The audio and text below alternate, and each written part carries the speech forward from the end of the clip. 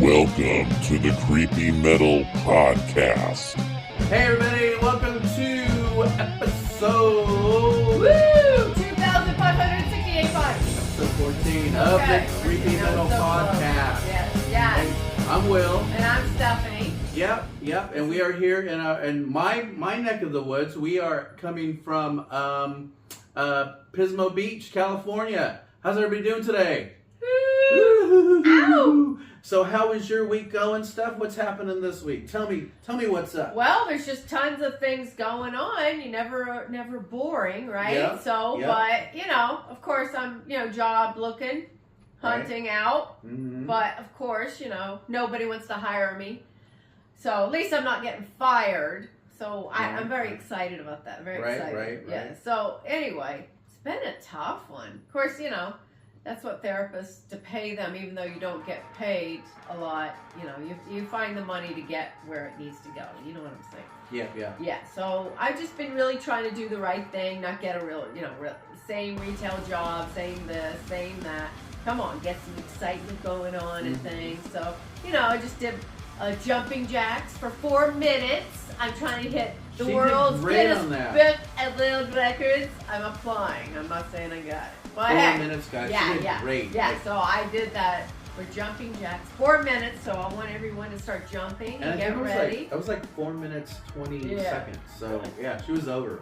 Yep, so I jumped and jumped and jumped and jumped, and he helped to do the video for me. So. And you have an interesting story with that because you said you did it, but you didn't realize the camera wasn't on. Talk about that. So one day I'm just kind of going, you know what, I want to get it done. I want to do this, right? I'm going to get it done. And I didn't really easily get it done because when I was jumping, one time, I had to do an alarm to get the 4 minutes because I wanted to make sure, because beforehand I used to think I did it, and I didn't. It was like 3.98 or something, 2 minutes short. So I literally go, I gotta fucking do this, right? So I literally did that, and then I had my music in the computer. And then I had my phone, it was like charging. It was like really taken on.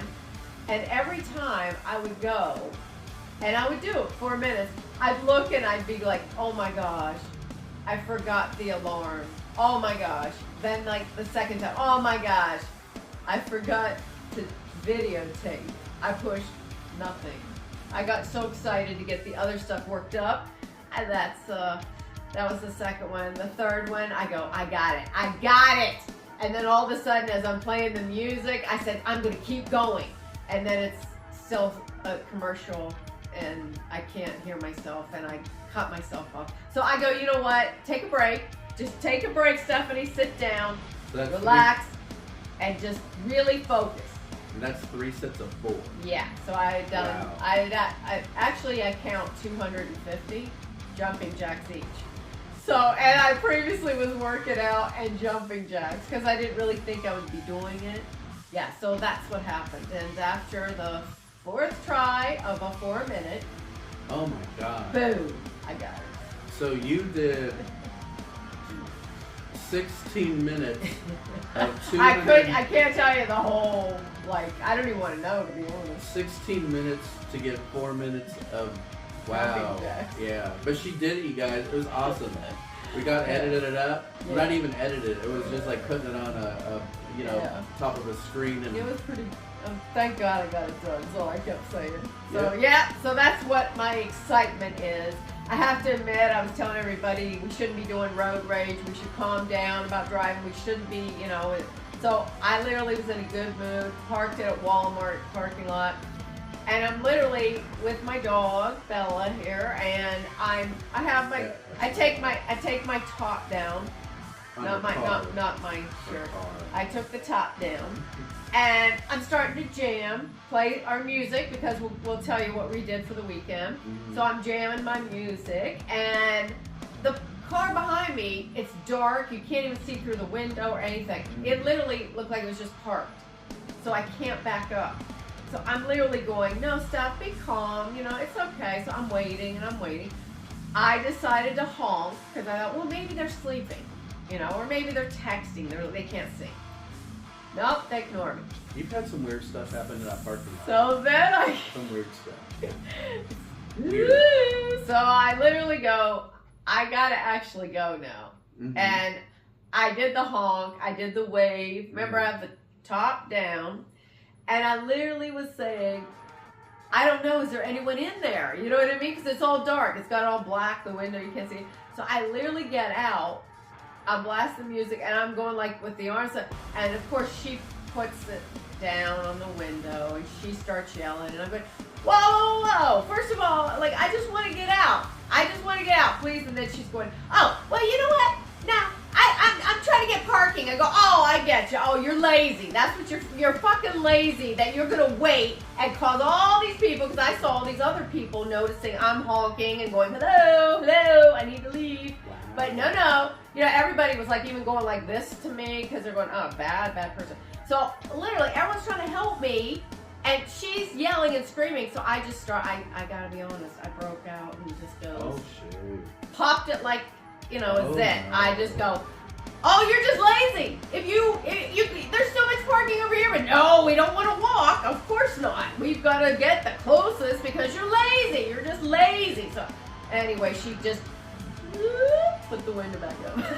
And I go, oh, I can't leave. I can't move. Whoa. So what happened? She finally got the person, you know, moved, and she went in. And I let it go, but you know what? You should not be angry because it's never ever good, right? Because you know what? Unfortunately, is you just can never ever estimate if someone has something, you know, like a gun or a knife or something. You know what I'm saying? Back in the day, people would just fight and then, you know, get naked and mud wrestle. But nowadays... Is this in West Virginia or where is this? Is this New Jersey? All around the world, baby. Okay. Yeah, but anyway, now you got to be careful. So don't do an antics that Stephanie tried to think that she's going to move for me, but she didn't. Wow. How was, well... And you're up here in my neck of the woods, right? So she had to drive up here. Mm-hmm. How did the band did something cool this weekend? Yesterday. What did we do? Yeah, I mean it was incredible. We did a video, a rock video, guys. Yeah.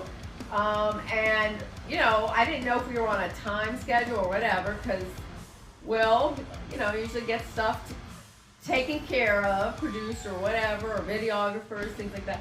So, you know, it was interesting because I was like, oh, I'll take a few things. Well, I'm driving, you know, it's like 3-4 hours. And then literally, as I'm packing stuff, you know what? I might have to bring this. I might have to get that. I don't know. You know, and I start packing it up, more and more stuff.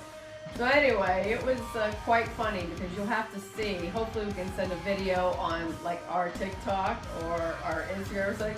Because for some reason, I don't know why, but even the drummer acknowledged there was a naked mannequin. There was a couple of, you know, with balls or whatever, you know. So it was just funny. It was so funny because even he noticed, because I could like, what's with the one leg and just bare naked mannequin man? There was 2 or 3 of them too. What got me, guys, is that she was grabbing for the crotch of said mannequins. Not once, but twice. And so was the drummer. So you yeah, so was the this. Drummer too. Yeah, it was a good video, but I just kind of thought, who needs the naked man? I don't get. It's like both their eyes glazed over and they went on autopilot and some kind of weird. I don't know what it was. Somebody's got to do it. Yeah. But it was interesting. It was definitely a crazy place, but it was very good. And all of us were really exciting. Mm-hmm. Yes, Will and our other band member, Angel, the bass player, jumped. Yes. Yeah, we did. They didn't fly, but they jumped. We did jump. That was pretty intense. Yeah. And then it was all kinds of fun, you guys. We had our drummer's son kind of show up. You'll see that in the video. This will probably be ready in the next week or so. And then, I mean, we had some, you know, malfunctions like all videos do. And she had a couple of wardrobe malfunctions. So that was That was interesting. Yeah. So. Yeah, like nice Will comes up to me because you know the cameraman, the videographer is right there close, and I'm on stage, and I did my performing by myself. And she was up high. And so Will actually comes and just goes real close and quiet and whispers, "Hey, I see you crotch." I said, my cooch, my pussy? And he's going laughing. He goes, "Yeah, Stephanie, it's okay, it's okay. We'll delete it." And I go, "Oh man, I forgot to shave." Well, you said how much? Well, she goes, "Well, how much did you see?" Right, like it wasn't bad enough that it was there. Yeah, I just was like, shoot. And I was I was literally taking a shower this morning, and I'm like, I mean, seriously, you're not, doing anything tonight. You don't have to, get that all cleaned up. Now, never underestimate is what I'm giving you. Oops. Yeah, don't. But he goes, you weren't even shocked. You're just like, oh, sorry about that. It happens. I'm just kind of like, nah, it I've doesn't had really worse. faze me. I don't get too upset. Yeah. She was a pro, guys, but you guys will be not seeing that, but you'll be seeing the video. Hopefully not. I don't Yeah, know. Someone will have a sense of humor. Yeah, that might be on an adult site or something like that. Yeah, well, depending on the money. Yeah, depending on the money. Yeah, exactly. All right, what about you? Yeah, I had fun, you guys, with the whole thing. It was super fun doing that. I hadn't done that in a couple of years, so Steph helped me out, of course, with the production notes, and she's becoming quite the producer and planner when it comes to this stuff. So if she says a lot of it's me, it's really not a lot of it's me. We're kind of, we compare notes. I did not make him put the face paint on. Oh yeah, I have this face paint thing. You guys are gonna see it on there. Yeah, it looks he's the one that did it. Right. He and Angel. Our bass player, yeah, for sure. So yeah. that was fun. That was really fun. Yeah, you guys will see it here, and you're gonna think, what? Who is that? That's me. That's me in the face paint. And I got that from our interview guy that's coming up here in just a minute. Our interview guy is Dean Osora from the San Diego metal band Rocks.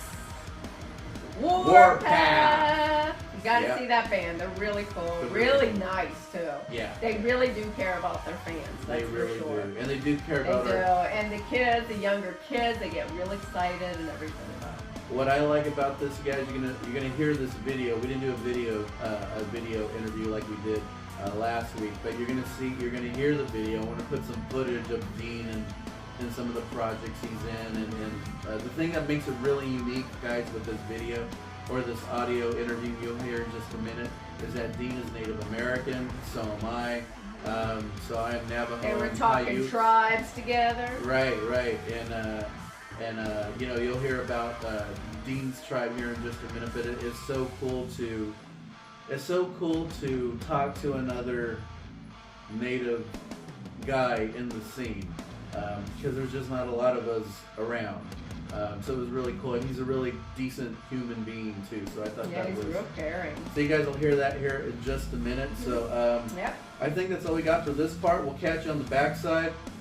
You guys are going to see some videos from them here also right after the interview. So check those out. And then anything you want with Warpath, it is on warpathofficial.com. So that's warpathofficial.com. Meaning he's not a cover band, baby. It is not, yeah. And they got Real deal. They got cool merch. So if you like hats, shirts, I think he has coffee cups and keychains. Yeah. Look into that. Get some of that, you guys. So yeah. So we're gonna pause out of this. Hey everybody, this is our interview with Dean. Ow. Dean from Warpath in San Diego, and this is me with Stephanie. We're doing an audio version of this interview. Couldn't get our Zoom to work, so say hi, Dean. Hello everybody, how's it going out there? Woohoo! Yeah. Hey, so Dean, how was your Sunday going, brother? Oh, it's going great. We got all the chores done. Now we're just chilling, putting out a little bit of content for everybody to listen to. Keep the faith going. You know how it works. Totally. Now, one of the things that I thought was really interesting was that you're Native American, like me. There's not too many of us around in the rock metal scene. I think I may know two other people in all of California. And I was always really impressed that you guys, just your performance. I mean, regardless if you were Native American or not, you guys just put on an awesome show. Oh, thank you. Can you tell me how you got into that band and when did it start? Okay, so that band was started by myself and my stepson, who was the brainchild of it, when he was in high school. So I've known this kid since he was born, right? And I coached all the baseball and basketball teams for the tribal youth here on the reservation long before I got together with his mom. And then I actually started teaching him how to play guitar before him and his mom got together. My mom, his mom, and me got together, right? And what it was is she fell in love with me because I loved her children before I loved her, and that was just something really, really cool. So we had a huge bond to begin with. And so I think on his 15th birthday, could be his 14th, but somewhere around there, his 14th birthday, he got a guitar, and his mom asked him a question if he wanted to take, because I had been playing long before that, I was the local rock guy, and had bands and all that. I taught all the kids around, and his mom asked him a question if he wanted regular guitar lessons or if he wanted to learn how to play rock and roll from Dean. And of course he wanted to learn how to play rock and roll from Dean. So best, right? Winner. So I started teaching him how to play guitar. And he was, I think he was a freshman in high school, and from that moment on, and it was just, I did the same exact thing when I was in high school. I drew guitars, drum sets, and stages, and lights, and all these things of, because I mean, all we had back then was to look at our album covers and just visualize what it was like to be on stage. You know what I mean? We all did it. Everybody did it. Right. So I saw this, and then he came up with the Warpath. He had the logo and the name long before Warpath was ever a band, right? Wow. So out of this teaching, right? We started a band. I started a band with the kids, and it was called 50 Cal, like 50 caliber the gun. Right. 50 Cal, and there was him. He was 14 at the time. His brother was 9 at the time. Wow. His brother played bass. I taught his brother how to play bass. Oh, and then my godson, who was 12 at the time, played the drums. I taught him how to play the drums. And then we had a couple kids from Verona who were, the one guitar player was a prodigy child, and he had taken lessons, and he was really good. And his brother was the keyboard player. And we played all kinds of songs. We played Avenged Sevenfold. We played Black Sabbath, Megadeth. We played all these songs. That's incredible, especially the young crowd is playing back in the day, right? That is so cool. And these kids were good, right? They were good. That is cool. So, and we even the Indian Health Council, you go to the doctor on the res, and it's IHC, right? Yeah. So we were getting hired by them to do all of these shows at their events. That's awesome. Wow. Because they were the kids, and it was great. Yeah. And so, as kids grow and evolve, in a time where it's like you blink your eyes and the kids are grown. Yep. So that started happening to the band. So we changed drummers. We got another drummer. Mm-hmm. And let's see. After that, after the second drummer came in, he was really good. So it took us to a whole nother level. Wow. Right. And, you know what? Drummers make a difference, man. We started playing bigger shows. I think they played the House of Blues. Oh, yeah, they great. They did a bunch of stuff. And so, like I said, kids get older, and here we are. These kids are seniors in high school, and they're about to graduate. Chance is about to graduate. And I had another band. I had Natural Selection, which I still play in at the time now. And the band, 50 Cal, kind of just, they all grew up and they all went their own separate ways, right? So I didn't have the kids to work with. All I had was Natural Selection. I didn't want to let Chance just idle and do nothing. So we put him in our band, and we played all the bars and everything. So it was like, and we did a bunch of classic rock. And now, for the time, how do you teach a 17-year-old kid how to play Creedence and Leonard Skinner and have him be interested in it, you know? Right. Not only that, Yeah. you really don't. You just throw him in the fire. So we're like, okay, he was good enough. And let me back up for just a second. When he was 16, just turning 17, after I taught him all I know on guitar, Yeah. he went to Ramona High School. He went to a bigger high school, and they had a jazz class. Oh, And- wow. Yeah, so And he was took that interested. class. Like he was like, yeah, and give so- it to me. I want it. Yeah, so Okay. the foundation that I had given him, Oh, wow. it was a beginner jazz class, and the very first day, they moved him to intermediate jazz class because of his foundation. There was just like and he took that and ran. And now this kid is so good with everything. I mean, as far as you know, the scales and the keys and the chords and all that he knows all of it. Yeah, So, you're right. I mean, I did jazz there for like 2 years. You're right. I mean, you learn everything, and then all of a sudden, metal is like nothing. It's like, that's it. Metal's nothing. I mean, and that's why in this band, this cover band that we play in, he plays with me in that band as well. He plays with me in actually 2 other bands, and Wow. he's just such a good player, and he's got such a great attitude, and his interest and his peak is he's just reaching It in seems like every it widens out. Like he's not closed in saying, I just Yeah, want this. not You know what I at mean? all. Like he's like, okay, what else can I learn? What else can I learn, and what else can we do? Yeah, Where else that's can we go? incredible. That's hard to Yeah, find too. So now let me fast forward back to high school where he's got this band, Warpath, that he's got the logo for made already. He's got the name of the band. He just doesn't have any music, right? So 50 Cal falls apart just because they grew up, and he's in natural selection, and we're doing. He's now granted he's doing at 17 playing with us at the bars already. Oh, whoa, You know, he gets in. he's not All drinking right. or any of that because he's a good kid. You know, he's a really Yep. good kid. He doesn't do any drugs or any of that Yeah, stuff. So right. he's just getting his foundation solid. I mean, he's just learning all this stuff.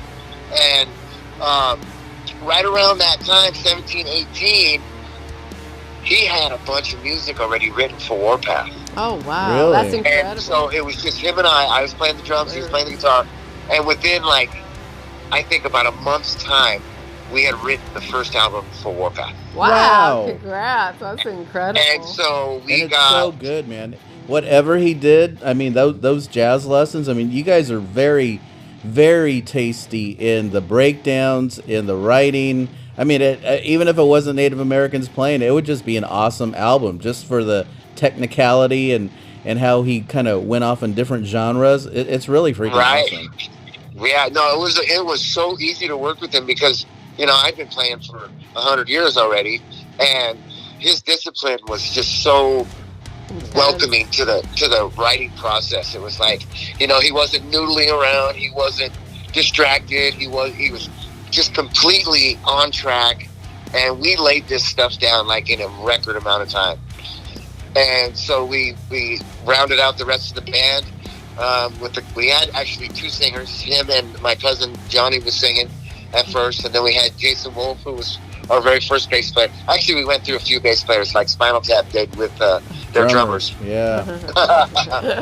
And so we finally found. Hey, let me ask you this real quick. You ever watch Spinal Tap and it's not so funny because that shit starts happening?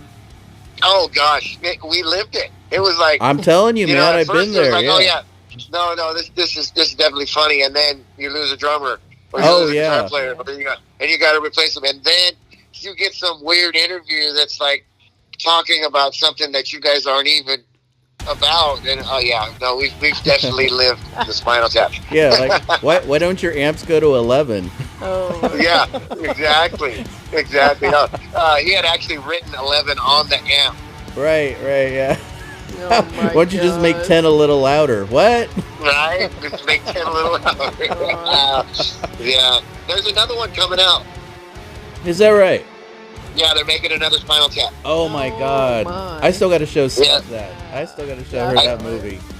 I think early 2025 is when the projected launch date is for that. Oh my God! And so that is kind of going back to the beginning of Warpath. So that's how it started. Was your son So writing that's all how this it all material? started.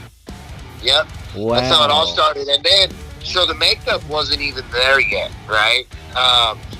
We were just doing the Native American thing, and it was Warpath, and then we said, okay, let's put some production behind this thing. Oh What yeah, do we you have guys are here? awesome with that. Oh my God. Yeah, so what do we have here? And what are we singing about? It's all based on the Native American culture. So Yep. why not put the undertones there? It's, like our intros with the rattles and the drums, powwow drums, and all that stuff. And so I was the first one to wear the makeup. Came out and I'm like, hey guys, I'm gonna wear some war paint, guys. Are you guys down? And our bass player looked at us, and he's looked like, oh, I ain't wearing no makeup. Oh, okay. So, I thought everybody was going to go, yeah, I've been wanting to do it. Yeah. Yeah, But no, exactly. No, He's like, that's no, not what hey, happened. right. All right. I'm not wearing no makeup. So, but Chance followed suit, and he put on his makeup next. And then our guitar player, he had the white hand, Harrison, who's also my cousin. And he had the white, missing indigenous women, MMI hand on his face. And we finally got our bass player. All he did was put a black line underneath his eyes, continuous all the way across. And that was and fun. we're like, hey, you know what? That's good. That's good. That's exactly good. Better than nothing. Give him the thumbs up. Yep. Thumbs All up, right, and there man. you You're good. You're in. Thank you We're for not getting rid of you. participating, right? Yeah. So we're going, and we've got now full production. We've got banners, we've got lights, we've got a sound man who was my brother-in-law and my best friend growing up, and he's actually just my brother all the way around. And he's a great sound man. I played in a bunch of bands growing up with him, and so we were doing it, and we were getting a lot of, we were tearing San Diego up. I mean, we were really just on fire.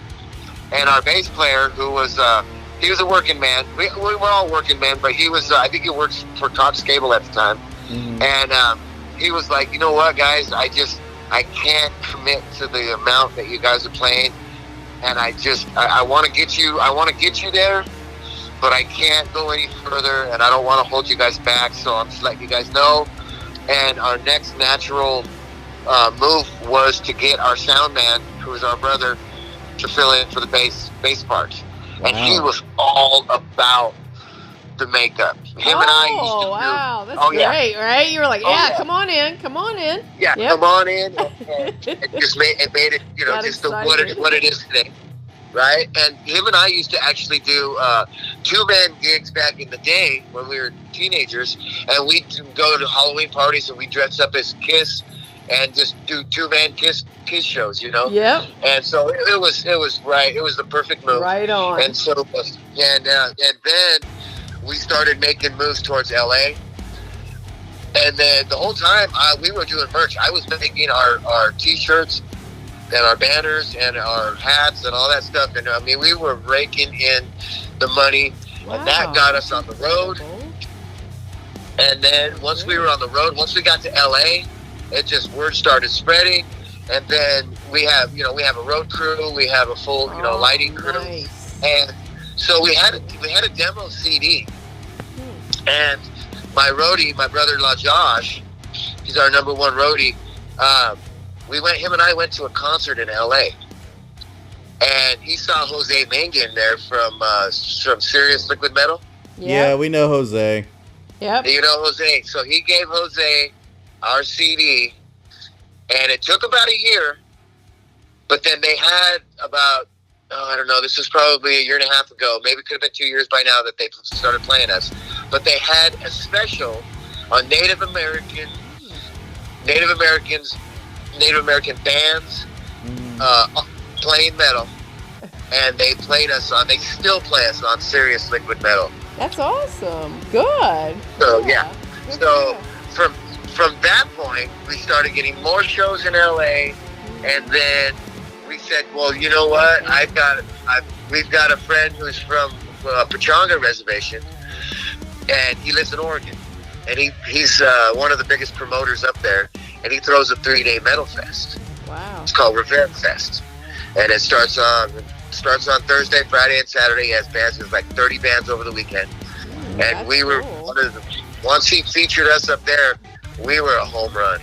And so every year we travel to Rivera Fest to Oregon, and we tour all the way up. And we played in Napomo, and that was one of our stops. Okay. Like, because we love Pismo. Oh, you know? There you go. So we stopped at Napomo. We played there. We stopped in Sacramento, and then we'd stop in Ashland, Medford, and then we'd play Salem, Portland, and then we'd come back down to Myrtle Creek and then do the Metal Fest for the weekend. Oh, wow. That's nice at the end, right? Like, hit the right at the end. Yeah, let's do this one. Make it the best ever. Usually a 2-week run. Wow. And it was just, oh man, just the best times. And playing with the best people was just, so we get to this Metal Fest, right? And, I mean, there's over 2,000-3,000 people over the weekend, right? Oh, yeah, sweet. On this guy's property, right? And you get there, and the first thing you see is nothing but Warpath shirts. Oh my All gosh, right, isn't that incredible? That's just like, the heartfelt. From the original first ones to the latest ones, you know, and so it's cool. everything in between. And you know, our merch booth was something to be spoken about, because I mean, we had everything. We had keychains, we had koozies, we had necklaces, we had we had a tattoo artist at this festival doing Warpath tattoos. Oh, that's incredible. That's a big honor, right? Oh yes, definitely. That is. Hey, let me ask you on another. We saw the 2 videos, and in case you guys are listening out there in Radio Land, again, this is Dean from the band Warpath from San Diego, California, and he's joining us right now.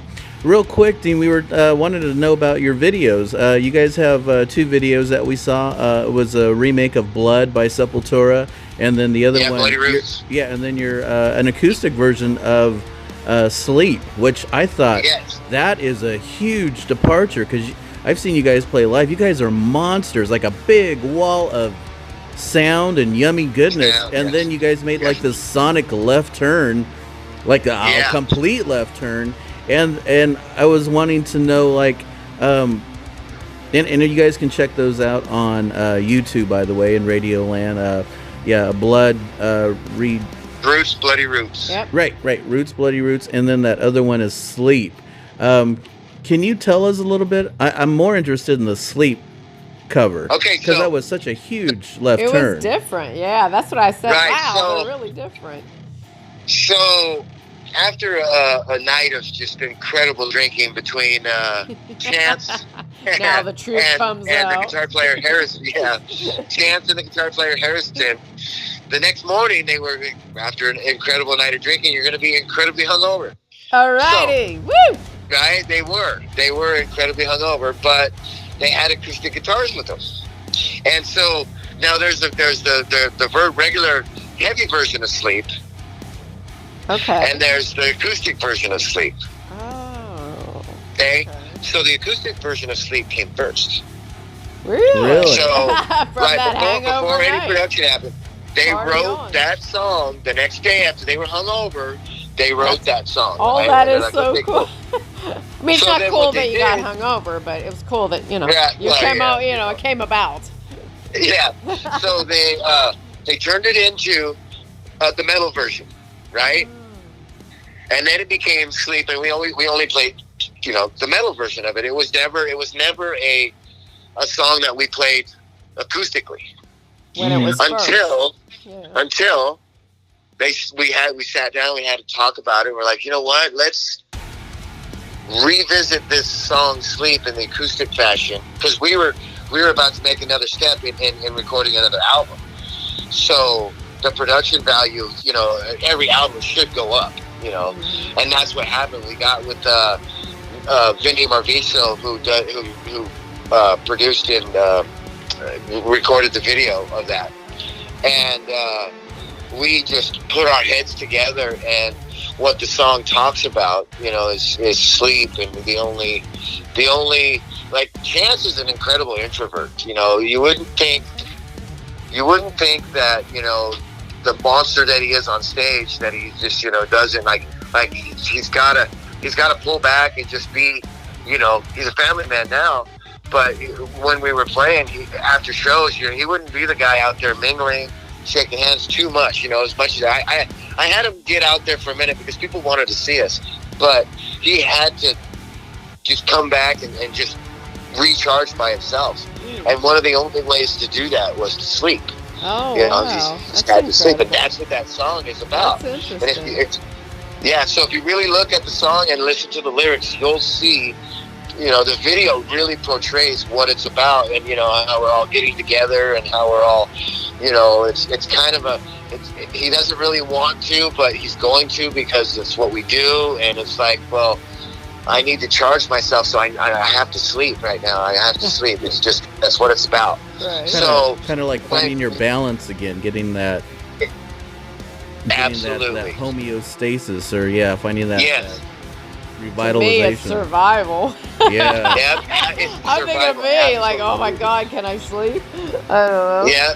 Can I sleep now? Is it okay? Can I go sleep? Can I recharge? So it was definitely a turn, like you said, a left turn sonically for us, musically for us. But as things go, the production value was way up there. I mean, the people saw it and they just fell in love with it, and just, so we'd use that for our intro as we came in. Wow. We'd use that sleep. I mean, we'd play the video and then follow it up with the metal version of Sleep, which was just, oh man, back to back. It's the same song, same lyrics. It's just not the same song, Hey, I had a question about that track with the percussion. When I was listening to that, it sounded like there were a couple of different things going on there. Were there any traditional types of lapel drums, or was there anything like that? What was going on with that? Yeah, you see me hitting the powwow drum there. Right. Wow. Yeah. So underneath, I'm playing the whole song recorded. I'm playing a beat underneath it. You can hear it. That's and what that was. Okay. Yeah. You see it in the video a couple times where I'm hitting that drum, that same drum. Mm-hmm. I'm hitting it, but through the whole song, I recorded it all the way through.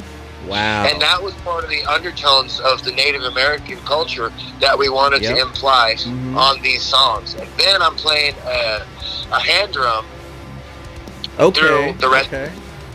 Yeah, I've got a little, a mini conga, kind of. Right. Almost a bongo, but not quite. Right. Yep, I've seen those. Those are great. Yeah, so and then that just worked through the whole thing, and it was like, man, this is great, guys. I when we played it, and I played it for people, I mean, they literally started tearing up and crying. It was deep. Yeah, it is deep. Wonderful. It was. It's so deep. Yeah. I think it gives such a good message too. I mean, how you got the song. Okay, maybe drinking, but the whole thing about having balance in your life or finding that balance. I think a lot. Right. I think that it doesn't even matter who you are. It's important to have that, because if you spread yourself too thin, you're overthinking about this or that, or stress, or your partner or kids or whatever it happens to be. And it's so important to try to keep that balance, or try to find that balance and unplug a little bit. I think a lot of people forget that. Yes, absolutely. It is absolutely essential. Yeah, that was good stuff.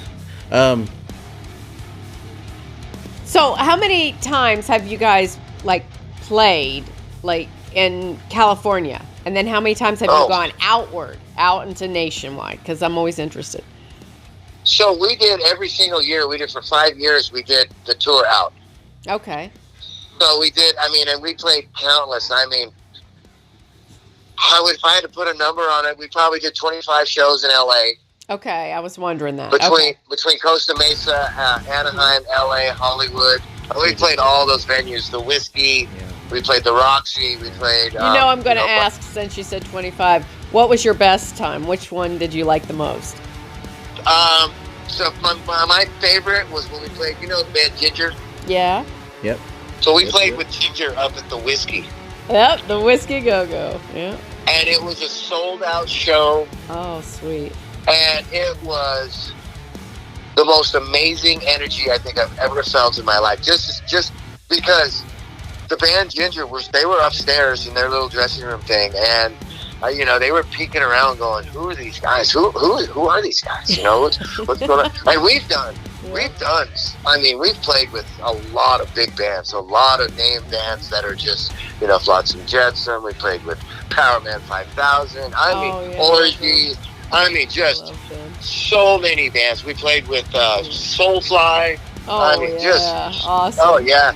Yeah, and another big thing, too, like down here in San Diego, Brick by Brick, we played with Soulfly. And since Max was there, we did play. As a matter of fact, we had just released that video, Blue Roots, Bloody Roots. We asked Max's wife if we could play Roots at that show. That's awesome. And they were there watching. And it was just, that was another memorable. That's great to hear. Oh, yeah. Yep. Yeah. Hey, gear-wise, I had a question. Because I know I'm really into the tech stuff. I know I got some drummers and musicians out here who are really kind of wanting to know, what do you use, man? What kind of drums you using, cymbals? What are you using? Okay, so I have a Pearl Sessions kit. Okay. That's the color of it is called Black Chrome, and it looks silver. But it's not. It's kind of an iridescent, depending on where you play. If you look at it in the sun, it's kind of green. Okay. But it just has this chrome effect at night, and then the different lights shine off it, and it's awesome. So I have a 6-piece Pearl Sessions kit with a 10, 12, 14, and 16, 22-inch kit, which is the DW kit. Wow. Because I just love DW drums too. So sure. I add that kick down the bottom for that thud, Right. And then I have a nice 8-inch DW metal snare, which is absolutely amazing. And I'll switch back and forth. I have a couple different snares depending on which band I play in. I'll use the Joy Jordison in one of the bands I play in. Then I have a Pearl Masters. For some of the rock and roll stuff that I play, because it's just a really warm, and what kind of wood are they using for the shells? Is it like a composite? Is it like a? It's a mahogany and African ebony. Is that right?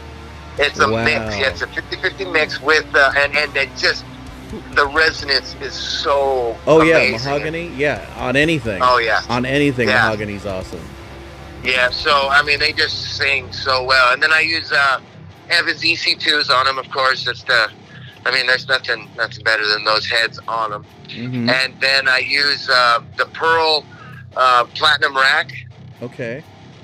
For the I don't have any stands. I don't have one cymbal stand. The only two stands that I have is a DW 2000 hi-hat stand and my snare stand. Wow. And then... what else I got? So I use the Iron Cobra 600 double kick. The Iron Cobra? Yeah, which has always been a good pedal for me. I've tried the W9000. It's just a little bit too heavy for me, Okay. Yeah, I mean, if I could find, I know they still make the 5000, the DW 5000, which was the best double kick pedal ever made. And I know all the drummers out there will agree with me. Are saying, hell yeah. Yeah, if they've ever played on a DW double chain driven 5000, that's the pedal right there. Are drummers doing that? No, I gotta ask. Is it? I'm gonna ask our drummers that we've had. Is it because of the responsiveness, or is it what is it? Yeah, the responsiveness, the lightness of the pedal, the general build of the pedal is double chain driven, which is the closest you can get to direct drive without having direct drive, because direct drive is for that direct.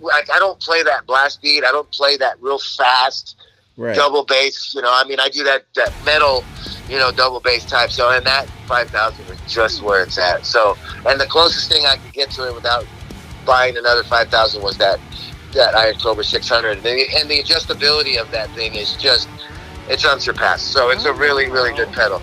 And then I have 8 customs all the way around. I have the big giant on my right. I have the Mega Bell. Oh, really? Oh yeah, that's a great cymbal. And I have an 18, 16, and 17 A customs, and then the A custom 14-inch hi hats. Okay. I have the China. I have all those. Those are essential to the sound. What else do I have on my kit? What are you using for sticks? Okay, for sticks now. So Vader, I had to buy a pack of Vaders about a month ago. Right. And I used them a long time ago, and now I know why I don't use Vader anymore. Oh. I went through a 6-pack in like 4 shows, and I don't play hard. I don't play hard, and I don't play crazy. Oh, so they break a lot, they just the get it. they broke on the when they come together, where the grain is. They all broke in weird spots. So Oh, really? believe it or not, sound percussion sticks are cheap and affordable, but they are the most durable sticks I have ever used. Oh, wow. And I that's use cool. I use a 5A nylon tip, and they just I've tried different sticks. I used to use back in the day. They had this knocker stick, the ones that Vinnie Paul used to use. They were like, how the end of the stick is? Yep. Mm-hmm. It was like that on both ends. Wow. Oh, that's different. Yeah, Vinnie Paul used to use those, but I used to break cymbals with those, so I don't use those shit. anymore.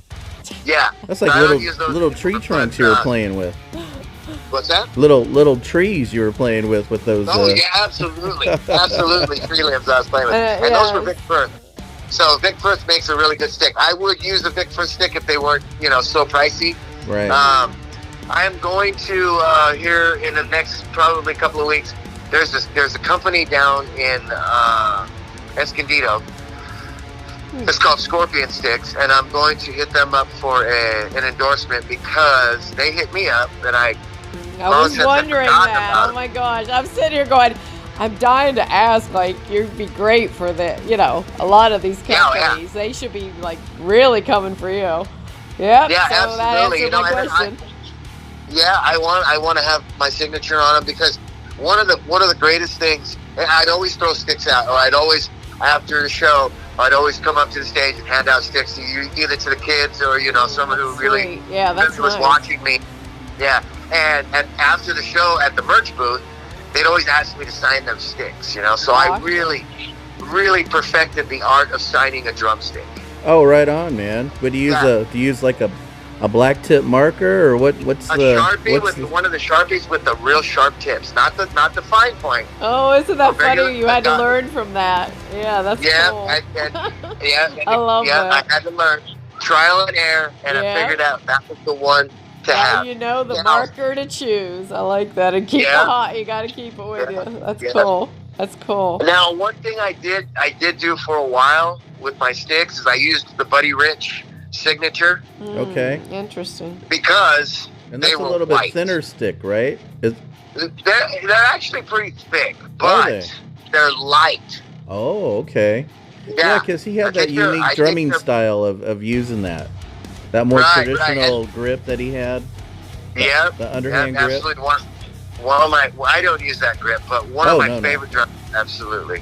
The reason I did use them though was because they were white, and white different reflects the colored light. That would be cool. I see that. Yeah, I so all the lights we had, the white stick would. I throw my sticks up, I flip them around, I twirl them, I do all that stuff. So that's what people want to see when they're watching a drummer play. You know what I mean? Absolutely. I mean, I want to see a drummer. No boring. Exactly. Yeah, no boring. No boredom. No boredom behind the kit. Act like you're having fun. I know a lot of drummers. I know a lot of good drummers, and they're just really serious, and they got their their game face on. Oh, yeah. Playing. They're not moving around too much. I like to throw my stick up, catch it, twirl it around. No, it does make a huge difference. It really does. Oh yeah. Yeah. If you happen to break a stick while you're playing, toss it out. Right in the middle of the song, pick up another one. I'm thinking because me being a singer, it's like a couple times I've felt something, as we're performing, and I look around and go, oh, It's the drummer stick. It hit me. Yeah, absolutely. I'm like, oh, that hurt, but that's okay. It's cool. It's cool. I got it. Go whizzing by your head, yeah. Like, what hit me? What hit me? And I always go, yeah, it's my drummer, because he's a hardcore performer, you know. And I'm like, it's okay. Yeah. Don't take it personal. Yeah. Yeah, exactly. Don't take it personal. I won't throw it at you. Yep. Hey, my next question I have was, you're Native American, and you're with the. I hope I'm pronouncing this correctly. If I mispronounce it, I 100% apologize. The Lepe Nation. The Ipe. Ipe Nation. I apologize. Those are two I's, not two L's. Yeah. I thought it was an L and an I. It's a capital I and a smaller lower. Yeah. I get that. Yeah. Can you? And they're indigenous from that area, from San Diego. Yeah, we're in the mountains of San Diego County, up near Julian. If anybody's listening out there in San Diego County, I all know where we are. People all across, whoever's listening, we're out there. We're apple country. That's where the apple pie was born. Oh, that's sweet. Oh yeah, definitely. I mean, apple pies are sweet, and they're they good. have apple days. They have work apple out days on in the fall. Yeah. So, and we are one of 17 tribes in the county. Oh, that's super. Wow. Yeah, we were noticing that you guys kind of, I mean, it's really, is it more like your own city? Because I noticed you guys had, I was trying to look into that reservation. Number one, it's huge. What do you guys have, like 15, 20,000 acres? And then... Yeah, we have 15,000, like 480 acres, I think. Right, and then you guys have your own educational center. You guys have your own hospital, doctors, law enforcement. I mean, wow, it's a lot. Yep, it's it is a lot, and we're actually building strength right now with our new government that's in there, our new council that's in there. We've seen a lot of changes in the last 2 or 3 years, infrastructure wise. We just opened a gas station. Oh, that's cool. Great. Yeah, with a convenience store. Super.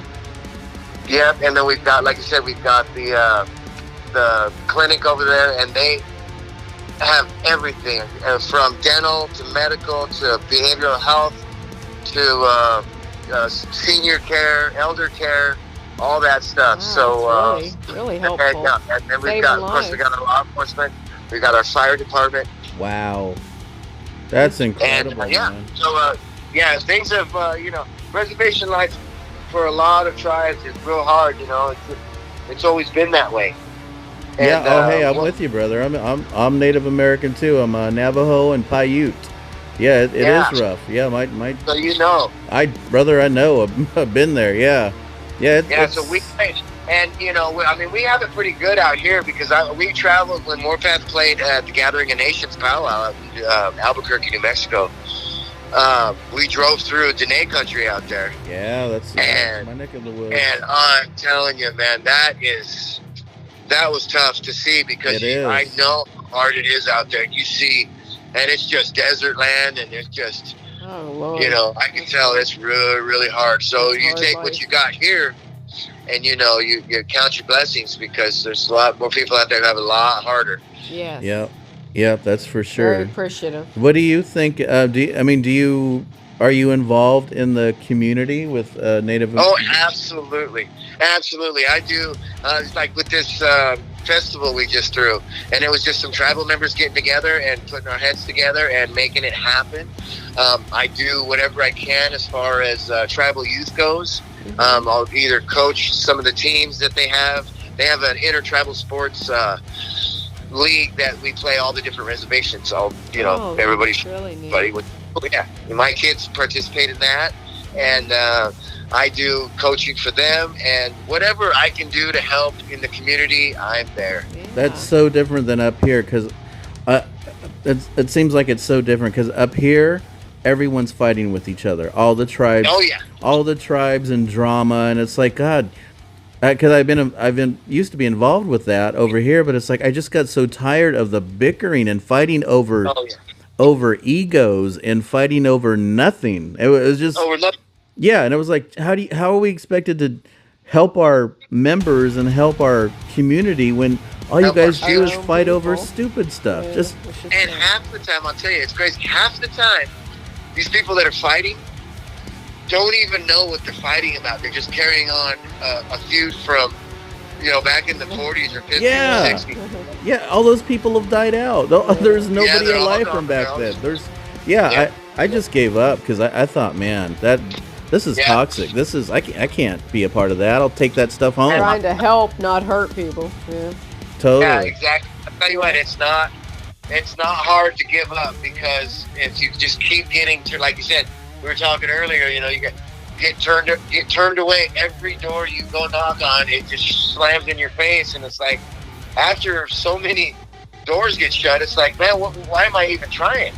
And I know your experience with the Native American culture has been great. I'm Native American, and mine has been awful. Yeah, I mean, just trying to get invited to like Native American functions and doing what we do, it's been like, gosh, man, it seems like everybody embraces you, but like me, it's like, okay, well, I have an enrollment card and my papers. I don't look Native American. I totally do. So it's always been like, for me, just like difficult, way difficult. But I'm so glad that you've been embraced like that. That's awesome. Yeah, and we grew up. So here, it's not like the Southern Plains Indians where they do all the powwow dancing and stuff. It's kind of different. We use the rattles out here and all that. But we grew up dancing those Plains Indians. So I fancy danced all my life, up until about 25 or so. Do you have any? That's like fitness too. That's good. Good exercise, right? Yeah. Yes. Yeah. How old were you when you started that? I started dancing when I was 6. Wow. That's incredible. Do you still have photos or anything you could send me? I do. Let me look through my stuff. Definitely. So you guys who are listening, we are here with Dean from Warpath, San Diego, California. He's a drummer, an awesome drummer. If you guys haven't listened to Warpath, listen to them. They got stuff out on YouTube, Amazon, iTunes. They're everywhere. It's warpath.com, right? Yeah, Warpath Official. Warpathofficial.com. Don't look for any off-brands or people doing weird stuff out there in Radioland. It's Warpath Official. Right, yeah. So we're continuing on our interview here with Dean. And so you said you've been doing it since you were 6, the fancy dancing? 6, yeah.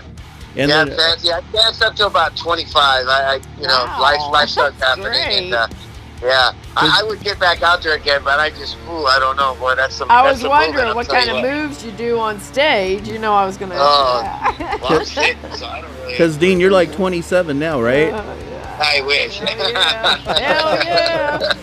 I wish. Yeah. I'd love to be 27. I don't even remember when I was 27. Jeez. I know. I hear you. Hey, so guys, we are going to be playing a couple of tracks right after this interview. We're going to put his band's information. So right after this, guys, we're going to be playing Blood, and then we're also going to be playing Bloody Roots, and then we're going to also be playing Sleep, the acoustic version. So just hang out right after this break, and we will do that.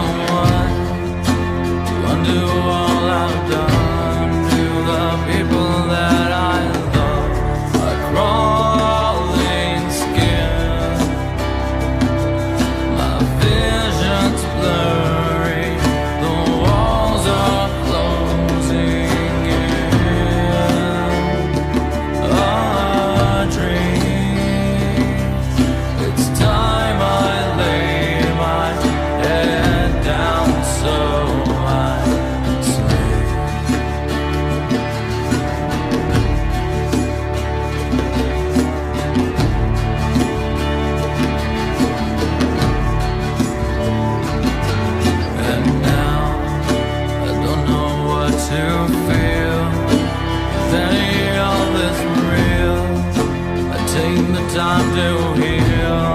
I can't find the appeal. I'd rather ignore it. It's harder to admit. Rather than commit, I find it easier to quit by crawling skin. My vision's blurry, the walls are closing in. A dream, it's time I lay my head down so I sleep.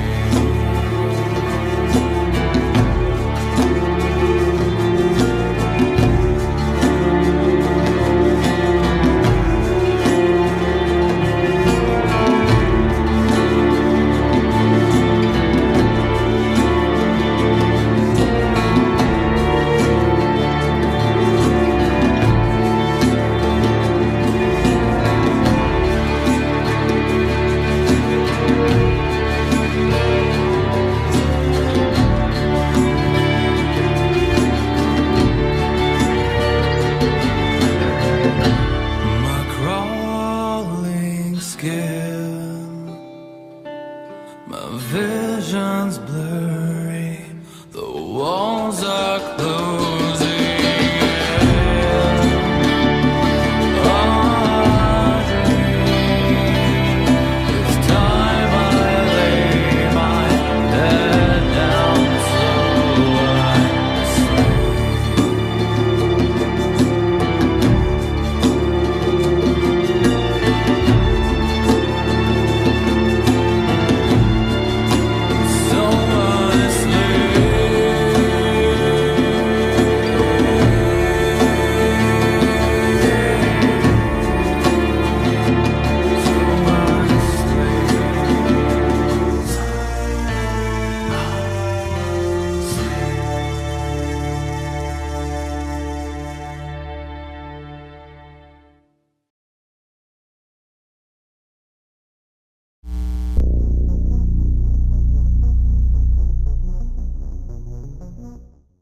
Now we are back from that audio interview. That was so much Oh, fun. he's so exciting. Like, he's not boring at all. Because, you know, some of us can be boring and quiet and not be, you know, keeping me thought and thinking and listening. So he was great. He kept me alive and awake.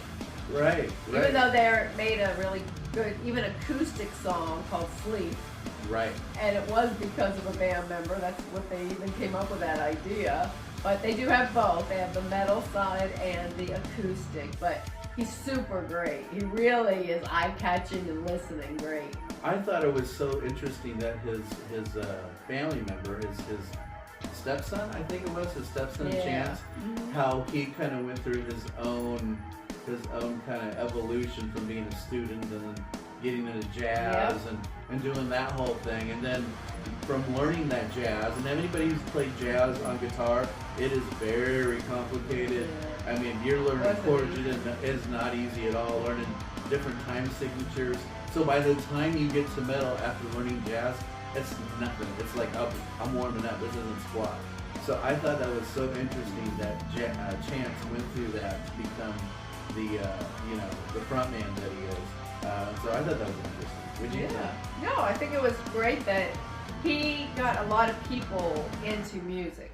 You know, and that's what I even told him. I give him a big credit because of helping the kids, you know, get out of maybe, you know, whether it could be, I don't know, but anything bad, he's saving them because he's making them really focus on music. And one went even to, you know, said, oh, even go to learn jazz, which, you know, I'm thinking, oh my God, jazz? You know, I didn't know anybody especially kids today. I'm thinking, I don't know about that. But yeah, so he really is a, you know, mentor. He's really inspiring, and hey, he's a great drummer, incredible drummer. So, and they were asking drummer, you know, and to guitar, they were talking their different things about what they like, what they don't. So it's cool if you want to like really learn about it. He will tell you exactly which you should get and what you shouldn't. It really does help out a lot. Yeah, for sure. So on the paranormal scary side, I wanted to talk about a UFO incident. Yeah, some creepy stuff going on, you guys. We were taking a look at the Zimbabwe, South Africa UFO incident from 1994. And so what happened was there was a school in Zimbabwe, South Africa. It's called the Aerial School, and it was like a kindergarten through 6th grade, right? And so what happened on this one day in 1994, September of 1994, 200 kids saw a UFO land. Not two. Not two. 200. Right. And there were also a few teachers who saw this as well. And it was just outside of the, I don't want to even say a fence because they just had a natural barrier there in South Africa, a very rural area. And even the news reported it at that time in 1994, Zimbabwe, South Africa. And these kids drew pictures of this stuff. The kids drew pictures, they heard voices in their heads, and then they were fucked them up. Yeah, kind of. And then a guy named John Mack, in 2007 wanted to do a documentary and did interviews about this. And so he went to South Africa and interviewed these kids, and he had them draw stuff of what they saw. And it was very interesting. The way they drew them, the way they drew... They're all the same. They're all the same. Like the white heads, like, you know me, the white head, but with this dark body. You don't have a white head. Oh, white head? Wide head. Oh, white, yeah. I know, I do actually have a shrunken head, but it's okay. Theirs was gigantic, but white, like mine. Yeah. And then they had the, black outfit, like going out, to party or something. Like a bodysuit or something bodysuit like that. time. Right. And all the kids... I mean, how they can pee, I don't know. It's a bodysuit, so that would be a big dilemma. I'm always interested in finding out how do aliens piss. Right. Exactly. Maybe not. Yeah, so I thought that was very interesting. They heard messages from these aliens, and apparently there was like some people saw lights a couple of days before this landing happened. And here's the thing, it was in the daytime. So all these kids saw it very clearly. Right, that makes sense. They weren't having school at night. Yeah. Right, yeah. I guess that does make sense. Yeah. Unless you're in Alaska. Right. So here's the weird thing, you guys. So I was looking at these photos, and I had something caught my eye because I've always been drawn to Australian culture and people and women. And women. That's a whole other podcast. Yes, that's true. And even the Maori, who are just a little bit above that, as for Australia versus Maori, which is just up a little bit north of that. I've always had a fascination with that culture. I was looking at these cave paintings they found from 10,000 years ago. Okay, and at these cave paintings they found in Australia. Quite a different decade. Quite a different decade. In these cave drawings, you guys, they had drawn the animals that they hunted, right? They had drawn themselves, family members and stuff in this cave right here.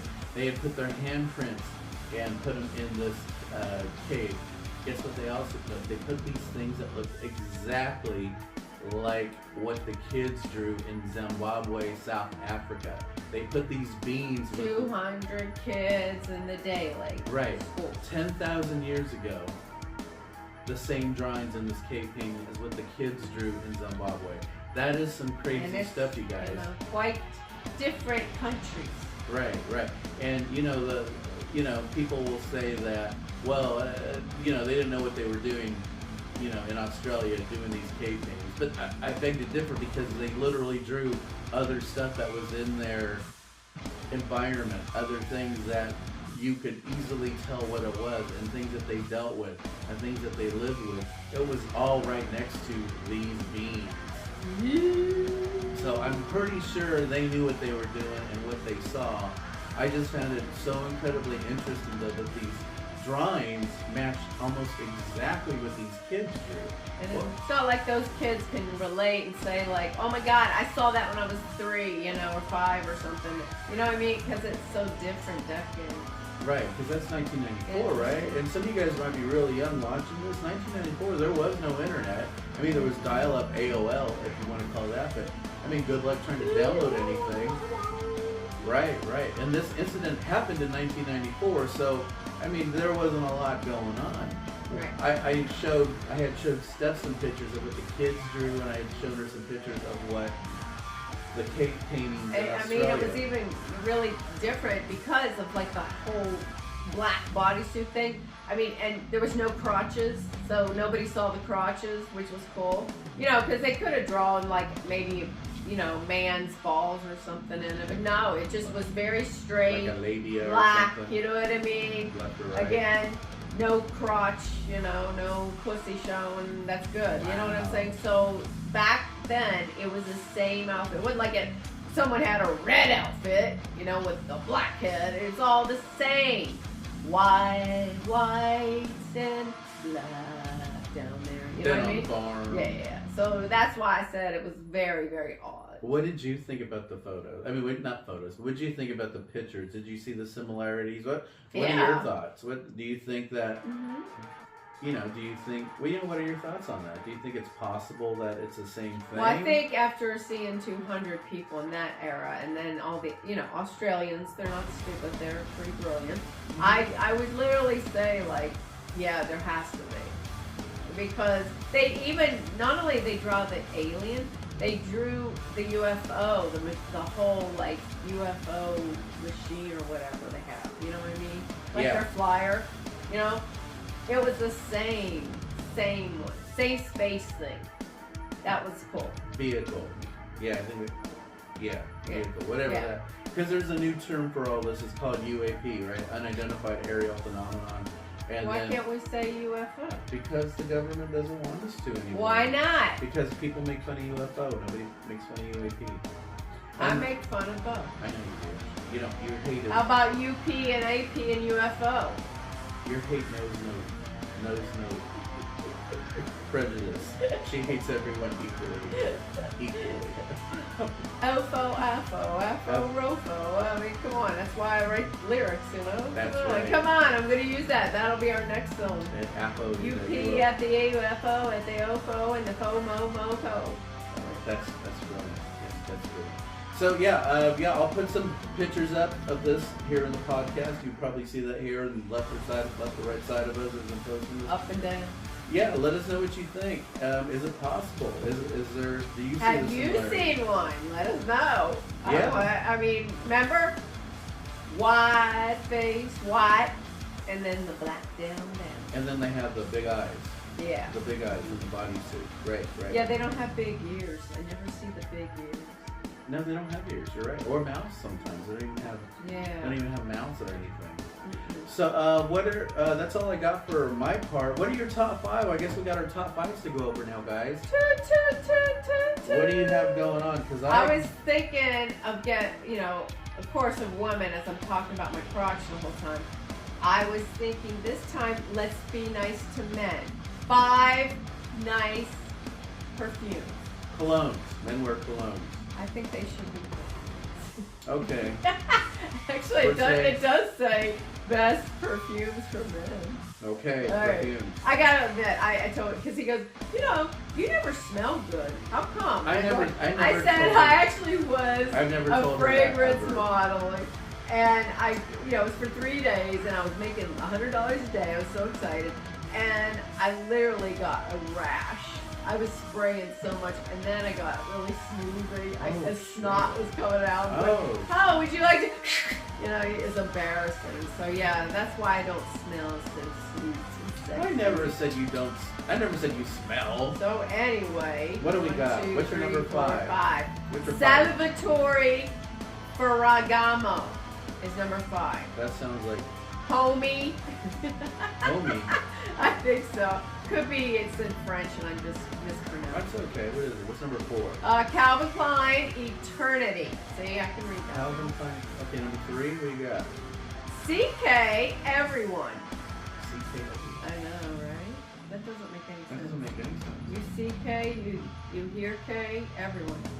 Okay. The second one is Versace. Versace, right. And number one. Number one is... Dior. That's Savage. Toiletry. Hey, isn't that Johnny Depp's perfume? He does like commercials for it. Oh, yeah? Because it's so much. Well, Yeah. yeah, maybe. Well, those are great, you guys. So if you heard any of those and you want your man wearing them, get him some Perfume. perfume. For men. Right, perfume. My top 5 are top 5 vehicles for 2024. Here we go. Number 5, the 2024 Hyundai Kona. Kona Mona. Yeah. Oh, I'm sorry. Yeah, the Hyundai That'll pick Kona. up some chicks in that. Yeah, another SUV. So, yeah, pretty cool. Get you in the back. The 2024 Subaru Legacy. And those are big on the East Coast. Those are big on the East Coast. Yeah, I have a friend, Jennifer DeVoe. Say hi to Jennifer DeVoe and JJ. Hi, Jennifer Hey, DeVoe guys. and JJ. We'll have to do our interview with her, but they own a lot of those in Maine. They live in Maine. It's a very rugged, Winter. a very rugged area, and a lot of people need that all-wheel drive SUV traction. with good wheels. That's exactly Except it. when it's icy. Except when it's icy, yeah. So yeah, they were just going on about these Subarus. So that is probably a big one right there on the East Coast. My number 3 is the Chevy 2024 Chevrolet Malibu. Oh, yeah. Those are pretty sharp looking little Really? four-doors. They're not bad. They're not bad looking little cars, you guys. Okay. Pretty good. Number 2 is the 2024 Honda Accord. Isn't that the one that everyone steals? That's the one that everybody steals. Yeah. 'Cause So why- don't get that one. Maybe They'll not, get yeah. stolen or maybe what is it underneath? They take a lot of parts. Do they? Yeah. Something about Calibers right now. Does that sound right? calipers, yeah. Yeah, a lot of those are getting taken in California. Okay. No matter what it is. That's good to know, you guys. So be careful with your Hondas. Yeah, but you got a Honda Careful, Accord. you know, banging in the back and then all of a sudden you get that taken out. Yeah, that's happened. More than, I'd like to say that only happened once, but it's happened twice. Yeah. Not in both though. And then my number one is the Toyota Prius. Oh, really? These are sharp cars. These are very Yeah. sharp looking cars. Oh, yeah. I've That seen is a a lot of them. very. They don't look like the Yeah. old Priuses. They don't look like a dorky. Kind of looking UFO-ish. Yeah. Get yeah. it in white. They're very sharp. They're very sleek looking. They're fully electric. Just awesome looking little rides, man. I don't Ride know. it good, too. Right. Well, I'm sure it probably costs a pretty penny. Yeah. I didn't see the Tesla on here.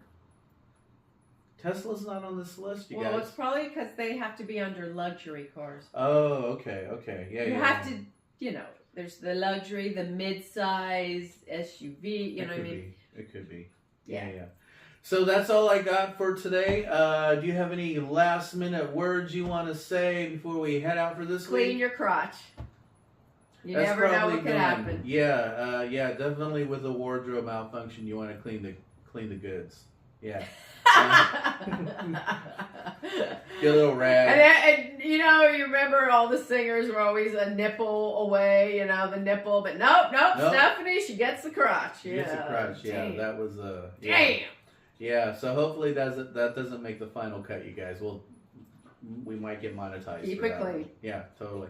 And then my last words are: be nice to each other, guys. Love each other. Forgiveness, love. Don't yell at anybody at a Walmart, you know, for parking.